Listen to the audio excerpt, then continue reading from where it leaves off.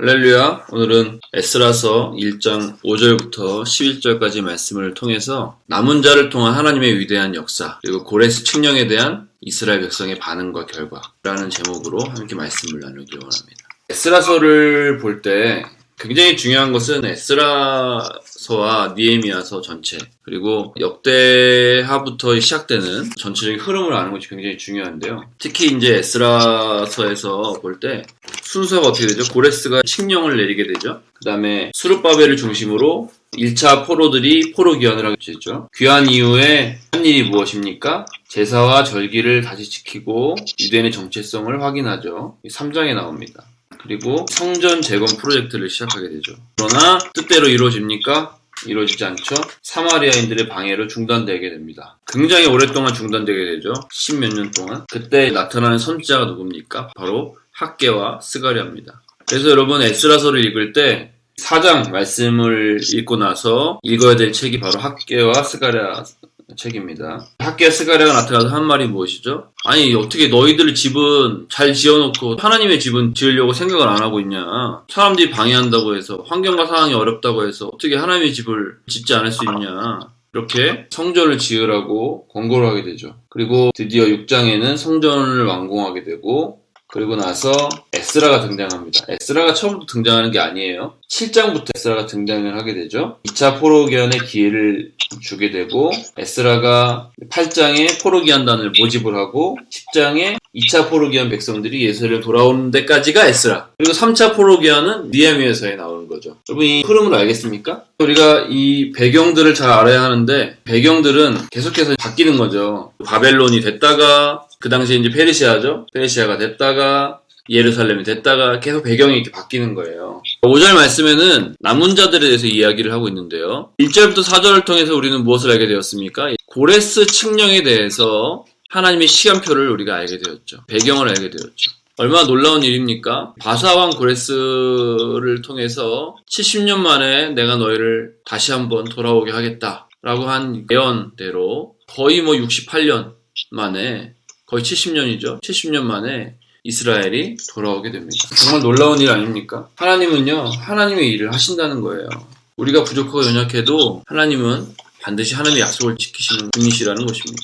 그리고 고레스 칙령이 내려지고 나서 유다지파, 레위지파, 베냐민 지파가 일어나서 하나님의 시간에 반응을 하게 되죠. 너무도 당연한 것이죠, 사실. 왜냐하면 남유다가 무너지고 바벨론의 포로로 잡혀온 지파이기 때문에. 북이스라엘 10지파는 아수르에게 다 무너지게 됐죠. 어쨌든 이들이 하나님께 감동을 받아서 예루살렘에 하나님의 성전을 건축하고자 일어나게 된 것입니다. 그런데 과연 우리가 잘 알아야 될 것이, 이 고레스가 칙령을 내려서 너희들 이제 여기 살지 말고 바사에 있지 말고 예루살렘으로 돌아가서 성전을 건축해라 라고 했을 때, 여러분 70년이면은 3, 4대잖아요. 근데 쉽게 예루살렘에 돌아가서 정착할 수 있었을까요? 사람들이 처음부터 와 하고 좋아했을까요? 아마 대부분의 사람들은 그곳에 남기를 원했을 거예요. 집도 있었고 직장도 있었을 것이고 밭도 있었을 것이고 거기서 아들, 손자까지 다 태어나지 않았겠습니까? 또 그곳에 문화에 익숙해져 있었고 말에 익숙해져 있었고 1세대는 이제 거의 다 죽을 때가 됐고 2세대, 3세대가 거기서 이제 태어나가지고 살고 있지 않았겠습니까? 근데 갑자기 또 돌아가라고 하니 사람들이 좋아했겠어요? 이 배경을 우리가 잘 알아야 합니다. 계속해서 느헤미야까지 이 배경들이 다 나와요. 3차 포로기환까지 사람들이 돌아가서 거기서 정착하는 게 굉장히 쉽지가 않았을 거란 말이죠. 특히나 예루살렘은 황폐해져 있었고 거기다가 이방인들이 살고 있었기 때문에 전쟁을 해야 될 수 있었고 어떤 테러가 있을 수 있는 그런 위험 부담이 있었다는 것이죠.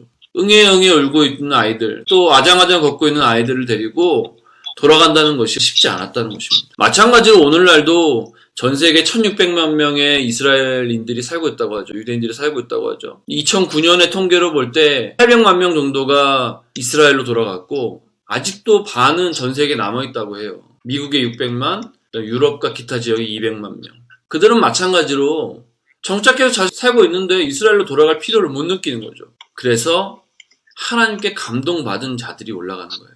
헌신한 자들이 올라가는 거예요. 다 포기하고 세속적인 거 포기하고 하나님의 약속을 기억하는 자들이라는 것입니다. 결국은요, 하나님의 약속을 기억하고 하나님의 시간표를 알고 하나님께 헌신하는 자들, 하나님께 마음이 있는 자들이 올라가는 거예요. 3, 4대 동안 이 마음이 유지됐다는 것이 얼마나 대단한 것입니까? 그래서 우리가 다음 세대에 신앙을 전달하는 것이 얼마나 중요한지 다시 한번 보게 되는 것입니다. 그래서 6절부터 11절까지는 하나님의 역사가 어떻게 이루어졌는가. 고레스가 성전 기물들을 다 내주었잖아요.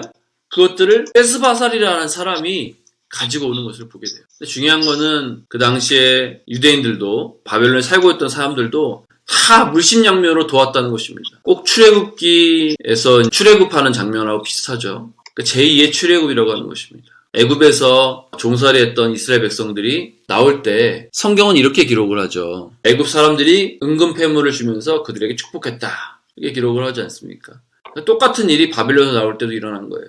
놀라운 하나님의 역사가 아닐 수 없다는 것입니다. 여기서 세스바살이라는 인물이 나오는데요. 세스바살이 수룹바벨일 것이다 라는 주장도 있고, 아니다, 세스바살은 다른 인물이다 하는 설도 있는데, 그것은 중요한 건 아니고 어디 성경에도 나와 있지 않기 때문에 우리가 알 수는 없는 것이고요. 그러나 스룹바벨도 학계에서 총독이라고 나와 있고 세스바살도 총독이라고 나와 있기 때문에 동일 인물일 수도 있고, 아니면 고레스 왕이 세스바살에게 명령을 내리고 그것을 또다시 스룹바벨에게 이야기한 것처럼 5장에 나오기 때문에 또 그렇게 볼 수 있고, 여러 가지 설이 있다는 걸 알아야 될 것 같습니다. 그러나 중요한 것은 하나님의 때가 되면 하나님이 반드시 일하신다는 것이죠. 바벨론에 남아있던 자들이, 중요한 것은 성전은 없었지만 10명 이상이 모여서 마치 가정교회 형태로 신앙을 지켜갔다는 게 굉장히 중요한 것이죠. 그래서 우리는 지금 이 시간, 우리가 전염병 때문에 모이지 못하고 이렇게 각자 따로 가정에서 예배드리고 있는 이 시간이 굉장히 소중한 것입니다. 우리가 시간이 지나면 또 모일 수 있게 되겠지만 점점 더 세상이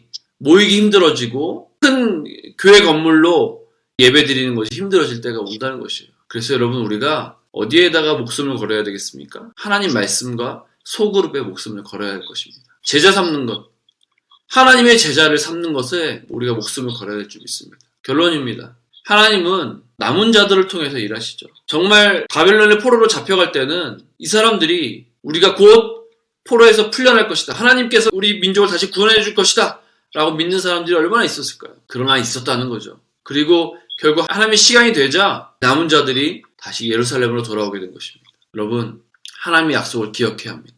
하나님께 소망을 둬야 합니다. 그리고 우리의 비전을 하나님의 말씀과 제자 삼는 데 둬야 할 것입니다. 셀그룹, 소그룹에 정말 집중해야 될 것입니다. 지금 우리가 가정에 있을 때 우리 가정을 소그룹으로 소중하게 여기고 매일마다 예배하고 같이 말씀을 보고 기도하는 일에 힘써야 될 것입니다.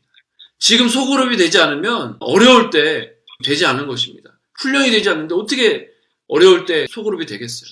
지금부터 우리가 준비해야 합니다. 다시 한번 마지막 때 하나님의 마지막 세대를 준비하는 우리 모두가 되기를 소망합니다. 우리를 통해서, 여러분을 통해서 이 마지막 때 소그룹들이 일어나고 제자들이 일어날 것입니다. 사랑하고 축복합니다.